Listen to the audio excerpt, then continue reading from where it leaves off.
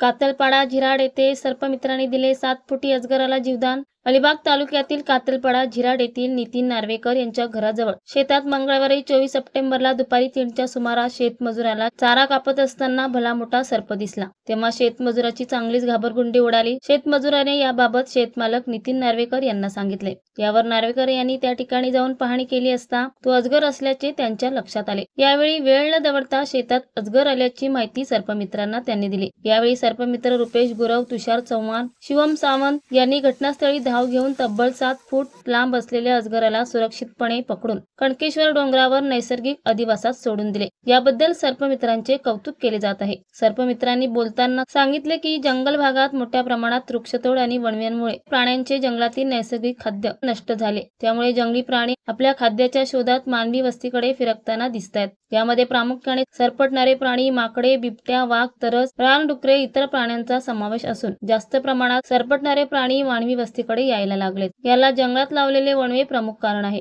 वणव्यात सरपटणाऱ्या प्राण्यांचे किडे, कीटक, मुंग्या हे प्रमुख खाद्य असल्याने तेच नष्ट झाले तर हे प्राणी आपसुकच खाद्याच्या शोधात भटकतात। हे प्राणी मानवाला कोणताच त्रास देत नाहीत, पण त्यांना डिवचले अथवा डिवचण्यासारखे कृत्य केले तर ते आपल्याला त्रास नक्कीच देऊ शकतात। हे प्राणी जंगलातून वस्तीकडे येऊ नये यासाठी आपल्याला परिसरातील जंगल भागाचे संरक्षण करणे हे काळाची गरज आहे। अन्यथा हिंस्र प्राणी मानवी वस्तीकडे येऊन आपल्या जीवाला धोका पोहोचवू शकतात, याची शक्यता नाकारता येत नाही। याबाबत सर्पमित्रांनी चिंता व्यक्त केली। तसेच यापुढे झिराड पंचक्रोशीत जर सर्प व इतर सरपटणारा प्राणी परिसरात दिसल्यास त्याला न मारता सर्पमित्रांना संपर्क करण्याचे आवाहन केले आहे।